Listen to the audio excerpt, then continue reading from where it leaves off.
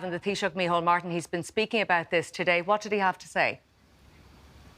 He's been putting a little bit more meat on the bone as to what will happen in the event of there not being a new Stormont Assembly or a new Stormont Executive being formed by midnight tonight. As you've been saying, tonight is the legal deadline for there to be a new Northern Ireland Executive or to face fresh elections likely to take place on December the 15th. But more so, as we've had the last time, obviously Stormont hasn't had a government for the last 5 months since the elections in May. But at least in this instance, the previous ministers remain in place on an outgoing caretaker basis. That wouldn't be the case for a midnight. If you have 2 successive elections without any government being formed in the meantime, then the caretaker minister cease to hold office as well, and that means there has to be some direct involvement from Westminster and the prospect of some direct consultation, if not direct involvement, from Dublin as well. The Taoiseach saying today that there will be a need for some sort of direct action because of the frustrations of people north of the border.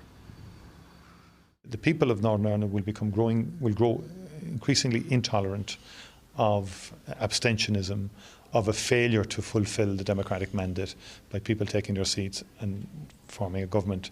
I think all of the vox pops that I'm hearing on various channels reflect a certain annoyance on behalf of the public that they have real pressing cost of living issues to deal with, and they find it incomprehensible that the political system isn't operating and that the Assembly isn't up and running.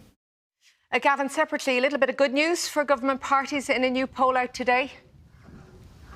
Just a little bit of good news. This Ipsos poll for the Irish Times suggests that there has been something of a post-budget bounce for the coalition parties, particularly Fine Gael. Since the last poll in July, they're now up 4 points to 22%, Fianna Fáil up 1 point to 21%, and the Greens also up 1 point to 4%, but they're still quite a distance behind Sinn Féin, which remains by far the most popular party in the state at 35%. Now, the Taoiseach previously has always spoken about Fianna Fáil doing slightly better in polls that do their sampling in person. That is the case for these Ipsos polls. They do sample the electorate in person rather than doing it online. Leo Varadkar this morning, however, said that there is a long way to go before a general election, that we're about halfway through this term, and that he is not at all worried about the gap between the government parties and Sinn Féin at this time.